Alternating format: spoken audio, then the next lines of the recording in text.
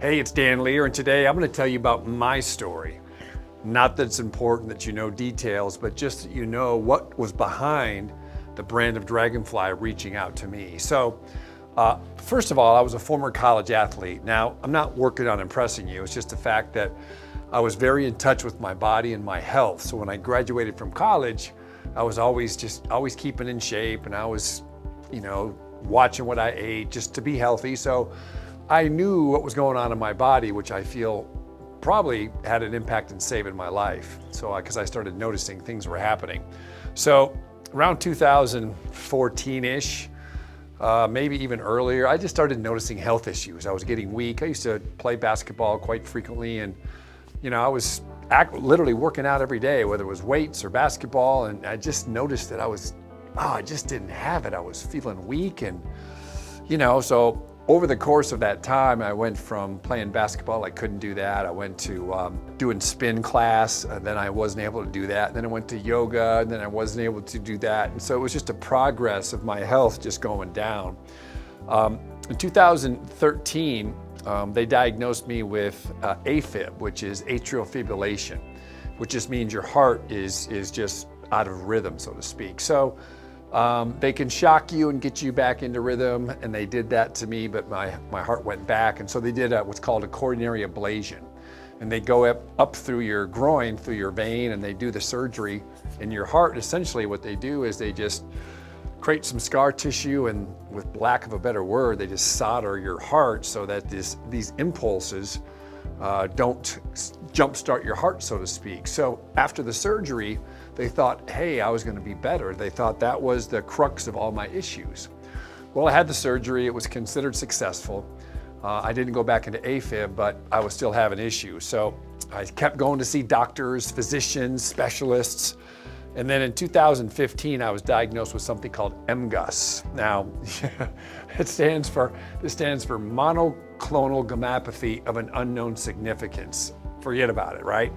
But what it means is that you have something in your body that looks like multiple myeloma, but it's not. So MGUS is the precursor to multiple myeloma. So I started, oh my gosh, I'm kind of nervous. I'm just recently married. I got married in 2010, and here I am going through this weird stuff.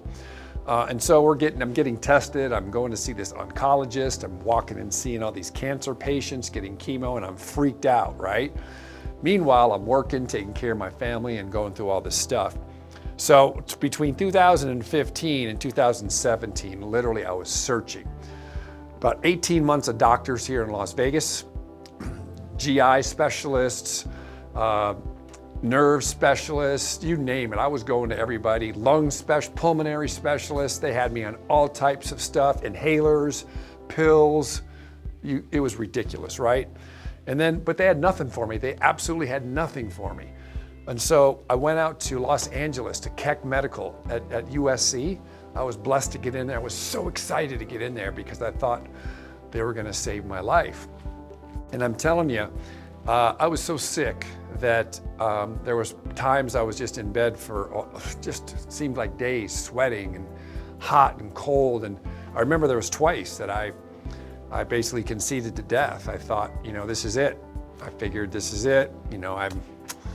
I'm in my early 50s, and I guess this is it. I've had a good life, and you start to justify things, and you start to think about your life and what you might have done different. And I was, thinking about, man, I'm not going to be able to see my kids get married or see grandkids. And, then I thought about which one of my friends is going to date my wife, right? So that was enough to keep a man alive right there. So I'm still searching and looking around. And then in 2017, I was at the end of my rope. We finished with our thing in LA. They couldn't find anything. And I was literally done.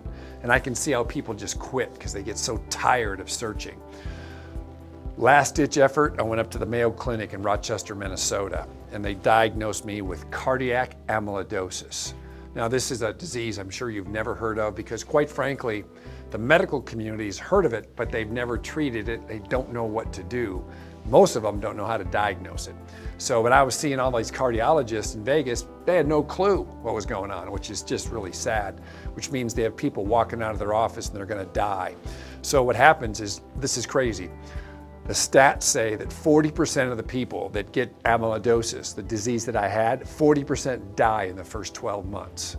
So you've got people every day walking into these cardiologists and they're walking out, they're gonna die in a year. And so I was one of those people, and I was so blessed. So I got diagnosed and I started chemotherapy right away. Chemotherapy for 2 straight years, 3 different types of chemo. And during that course of time, I was experimenting, looking for alternate methods of healing. You know, I stopped drinking soda. I really worked on my meals because, you know, my perspective was, you don't want to get to the end of the rope and say, shoot, I'm about to die, and damn, I wish I would have quit drinking or something. You know, I was just going to do everything possible. So in addition to those things, I was, you know, experimenting with a flower, THC, CBD, trying to find this mix or something that was going to make me feel better. Because I would get these chemo treatments and they were just like getting beat up. I was swollen and, oh man. So I started taking some tincture, some CBD tincture. And, you know, it seemed like it worked and I was encouraged. But then the next month I bought another bottle and it was different, you know, meaning that it just didn't have the same effect on me. And so as I learned about CBD and the properties of full spectrum and broad spectrum and all the things that are in there, there just wasn't a way to find out if what I was getting in the bottle was actually in the bottle, what it said in the label, and was next month's going to be the same as this month's. So that led me to isolate products, where I was actually finding something I could actually use and measure that was clean, so that I knew if I took it, I was going to feel the effects and I could replicate that the next month or the next week without going to a different batch from a different harvest or a different farm and different processes and different ingredients. So that was my story. And so because of that, you know, I was publicizing my story, meaning I wasn't publicizing it. I did a video on YouTube. I did a whole video series called Cardiac Amyloidosis, My Journey to Success.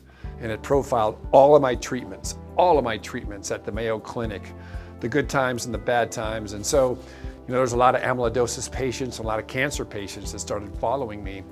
And as a result of that, Dragonfly got a hold of me.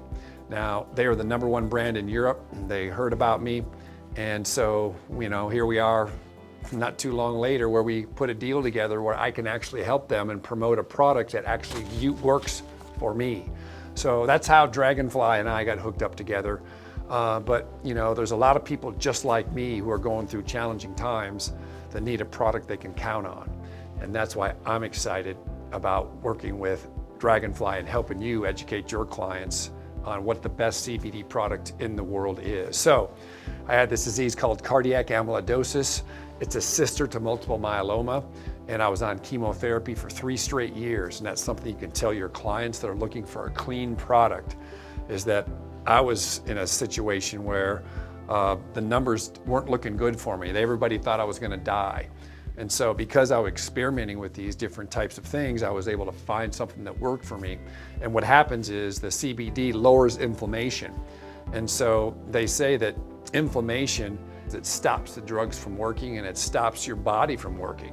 So the CBD was lowering my inflammation, which allowed my body to heal and the drugs to work more effectively. And that's my story.